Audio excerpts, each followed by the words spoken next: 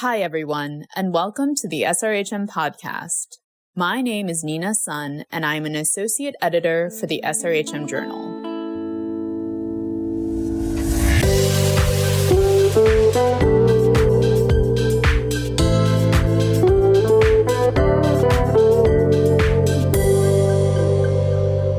Welcome to another Editor's Summary episode, bringing you the latest research, viewpoints, and review articles appearing in the journal. In this episode, we hear from the authors of a recent paper entitled Obstetric Violence in the United States and Other High-Income Countries, an Integrative Review. Dr. Lorraine Garcia is a nurse scientist and practicing midwife, and Dr. Brie Thumm is a certified nurse midwife and assistant professor, both in association with the College of Nursing of the University of Colorado. Welcome to the SRHM podcast. Thanks for taking the time to speak with us today about your paper. So can you speak a little bit about the rationale or gap in knowledge that this article speaks to? Why was it important to publish on this topic? Yes, thank you. So this is Lorraine, and the rationale and the need for this is that the aims of this integrative review were to analyze sources of obstetric violence in the United States and other high-income countries. And the objective was to identify gaps in the research, challenges to the study of obstetric violence, and solutions to framing research that meets those unique challenges. And the reasons that this was important was because of the lack of empirical examination of obstetric violence in the United States and most other high-income countries, which creates the false impression that obstetric violence is not a problem in those nations. And it also contributes to a false sense of superiority that healthcare systems in high-income countries don't produce the harmful outcome of obstetric violence, when we know that they absolutely do. Thanks, Lorraine. Could you tell me more about the specific findings that stood out to you personally? Sure. So this is Lorraine, and I'm going to answer that one first. So for those who have accessed the paper or read the paper, the gaps that were identified and published in the research from completing the integrative review were the scarce attention to obstetric violence in most high-income countries. Most U.S. sources are non-scientific and from outside the healthcare disciplines. Inconsistencies in terminology used when the problem is addressed. And most studies were conducted with samples of women who had given birth with little understanding of healthcare providers and obstetric violence. And then there is the under-recognized association between obstetric violence and traumatic birth. And what really stood out to me personally was that the attributes of obstetric violence are remarkably consistent across the range of high-income countries represented in this sample. It was striking to see just how consistent the philosophy, theory, and operationalized construct of obstetric violence is around the world. And another thing that I, being certainly a content expert at this point, seeing those tabled summaries, the typology of summaries from the three major global reviews that have been done and span the years from 2010 from Bowser and Hill originally, and then followed by Boren and colleagues in 2015, and then Hardim and Modena in 2018. Those 7 forms of obstetric violence, they're often used as a reference for deductive analysis in studies about obstetric violence. And when I organized those table rows to match my synthesized interpretation of how the forms of obstetric violence are most similar to one another across those global reviews from 2010 to 2018, again, the results are strikingly similar, but with an interesting shift in language where the previous 2 global reviews were still calling it forms of abuse. By 2018, Hardim and Modena made a definite shift in conceptual language to calling those forms physical violence, sexual violence, verbal violence, social discrimination, inappropriate use of procedures and technologies, psychological violence, and neglect of care. And it's really remarkable to see that summarized in one integrative review. Yes, thanks, Lorraine. I love that about this review and how you can really see the progression, how that's changed over time. And that really stood out to me as well. This is Brie. And the thing that was most surprising to me in this work was midwives being identified as agents of harm, and that is committing acts of obstetric violence. In the US right now, increased access to midwifery care is a national strategy to improve maternal health outcomes because midwifery care is associated with better outcomes, better birth experiences, more respectful care, maternity care compared to physicians. But at this point in the US, only about around 10% of births are actually attended by midwives. And so the findings reported in this paper from countries where midwives are more integrated into the maternity care system really, and that in those systems, again, that the midwives are also perpetuating obstetric violence was really alarming to me as a midwifery integration researcher.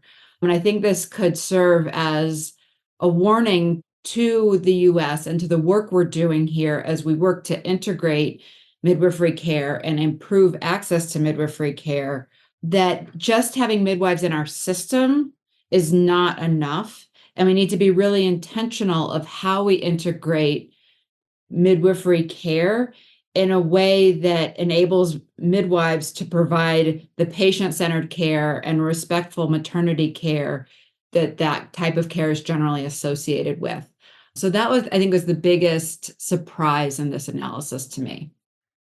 Thanks to you both. That's really fascinating to hear about these findings that really stood out to you. So, Lorraine, you talked a bit about the evolution of the frameworks, the theoretical frameworks that were used. Brie, you talked about how interesting it was to see where midwives, what role they have had in contributing to obstetric violence. So the question becomes, where do we go from here? What do you believe are the next steps in terms of addressing the challenges that your paper addresses? Thanks, Nina. So this is Lorraine again, and I'm going to say more than anything in alignment with the mission of Sexual and Reproductive Health Matters. This is a human rights and public health issue recognized at the levels of the United Nations and the World Health Organization.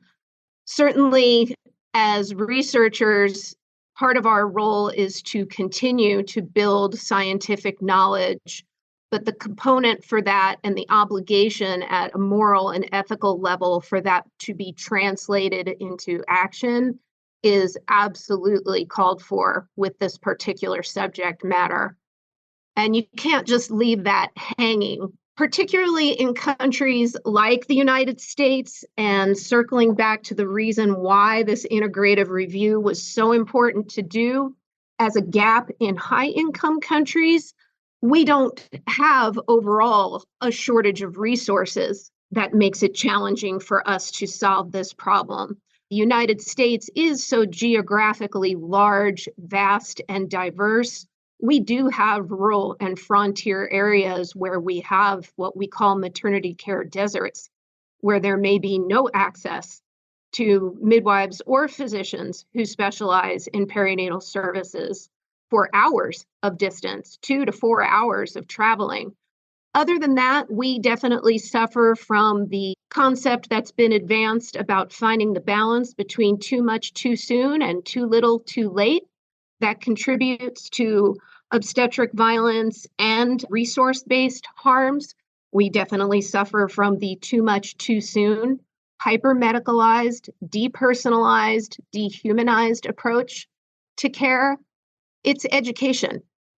education at the level that obstetric violence awareness, sensitivity, and instruction should be a part of every healthcare sciences curricula. Every nursing, midwifery, and medical student program should have required teaching about obstetric violence. Obstetric violence recognition and mitigation training modules should follow through as part of continuing education requirements for all clinicians who work in any facility that provides female reproductive services or maternity care. And we do know from the evidence base, Spain is very active with Dr. Mina Tudela and many of her colleagues who work on this in the national healthcare system there. They have pre-post measurement studies. We know that educational interventions work. We know that they work in high-income countries. And I'm always so careful and feel badly for people who I don't know if I mispronounce their names. But Abuya, Abuya, and colleagues, even in low resource countries, in some of the more challenged areas in nations in Africa, they have done large-scale, bottom-up, top-down, multi-level education and change interventions with statistically significant, promising results. We know it works. We've made many things part of our normal routine healthcare system where we're always striving to improve, and this needs to become a part of it.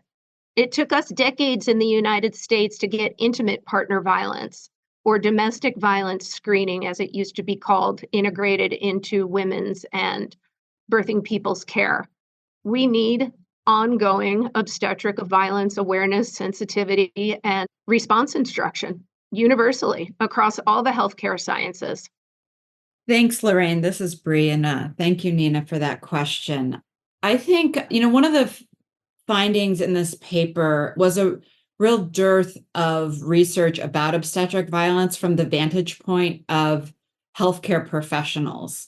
And I think really the path forward needs to include maternity care providers, nurses, midwives, and physicians, both acknowledging that obstetric violence exists to start with, and then also really leaning in and partnering with patients, with birthing individuals to fix the system, to fix the very broken maternity care systems that we're working in. I think the lack of research and the lack of acknowledgement even by healthcare providers is really to be expected because most people that go into this field go in because they care, because they want to do good, and accepting that they're part of a system that's perpetuating violence can cause moral injury and moral distress for healthcare providers. And so I think it's a very natural, instinctual reaction to deny that it exists, but I don't think we can move forward until we as a medical community acknowledge that it exists and that we are perpetuating obstetric violence.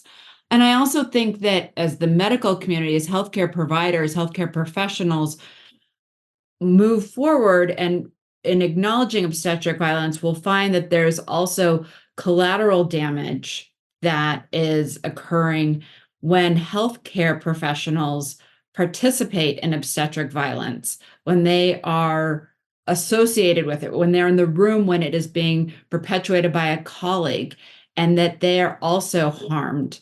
And, in the United States, we have a shortage of maternity care providers, and we need to really think about how to sustain the providers we have. And so I think while obstetric violence is harmful definitively to birthing individuals, there's also this piece of moral injury that is experienced by healthcare professionals that will also, as we move forward, be part of the conversation. One other statement that I think we need to think about is we have a legal system in which people are able to sue a provider for an adverse health outcome, for a birth injury, but we don't have a system in which people are able to, that providers are accountable, legally accountable for the traumatic experiences that people Generally, people do not sue for birth trauma. And there's not a lot of precedent for doing that. But that is how, unfortunately, our system is built. And I think we need to hold healthcare providers accountable for obstetric violence in the same way that we hold them accountable for traditional medical outcomes that we think of in maternity care. Thank you so much, Brie and Lorraine. These were great and thoughtful outcomes. Lorraine, did you have anything else you wanted to add? I will, because Brie and I work synergistically so well together and amplify the parts of what each of us do for trying to solve these problems that they overlap. You can't address everything in a single piece of research, but when you're talking with your colleagues and you do shared work to solve shared larger problems, another part of the discussion in this paper, as more of a conversational approach to it, when you talk to individuals outside of research, the people who actually do the work of delivering healthcare and the communities, and then down to the individual level for the birthing people, the newborn, and the families who are impacted by these clinical outcomes and experiences of care, structure can sometimes end up seeming like this immovable thing. You get bogged down by the weight of it. A lot of what's offered in this paper, from using complexity theory and healthcare systems and organizational frameworks for looking at problems that exist nested within complex structures and organizations, is to take it back down to the process level. The process level for change is what individuals absolutely have personal agency with. And that is where the momentum for paradigm shifts comes from. Process change resonates as more achievable through the actions of individuals than getting bogged down under the weight of these structural discussions where people sometimes feel, like Brie had said, either defensive or just frozen by this massive immovable thing. Structural problems are often referred to, as an analogy of an iceberg, where we see the tip of the problem only. And there's this massive thing that sometimes seems immovable. And that's just not so. We've made, despite our challenges, world challenges, global challenges, national, regional, and on down to the community level, humans are capable of remarkable, transformative, beautiful, glorious, connected change. And that's part of what we need to do. Our National Association of Women's Health, Obstetric, and Neonatal Nurses provided us with both a theoretical framework and evidence-based recommendations for respectful maternity care to much more operationalize what has been discussed and put forward in the global discussion as both a human rights entitlement, and you really shouldn't call human rights entitlements because we're not really entitled to them. We have to struggle for them and achieve them, but all the same, respectful maternity care is discussed as a human rights issue, and it's also an actionable plan. We're talking about things as basic as awareness, mutual respect, shared decision-making, and informed consent, the autonomy of the birthing person, the dignity of the woman or the birthing person, and accountability that Brie talked about, accountability by the clinicians who are responsible for and provide care, and overall certainly come to the healthcare professions with the intent to do good. And sometimes we have to remind ourselves that even though the problem is complex and nonlinear, multi-level, when you look at it through research lenses, it can sometimes seem too big. But when you break it down to what its real human solutions are, these are back to preschool level things that we teach our citizenry and our little children about how to respect and treat one another. And I think it's always important to remember that part because that's entirely achievable with awareness, sensitivity, and ongoing education, in addition to continuing to build an evidence base from empirical science.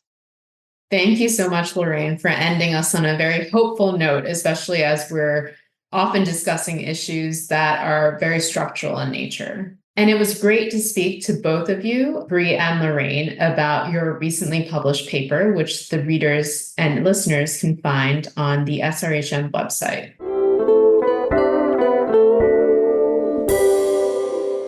Thanks for joining us for this insightful conversation. Please check the show notes for a link to the SRHM journal, which is available online and open access. Follow us on social media and sign up for our newsletter to receive notifications for new publications. If you're enjoying this podcast, please subscribe, give us a rating, or leave a review. Sharing evidence-based and rights-grounded knowledge is our passion, and it's also critical to support the advocacy and actions that need to be taken to improve SRHR for all. We would very much appreciate it. Thank you for supporting the SRHM podcast, which is produced by our staff. The music was composed by Tiber Christian and Salomon Beautond.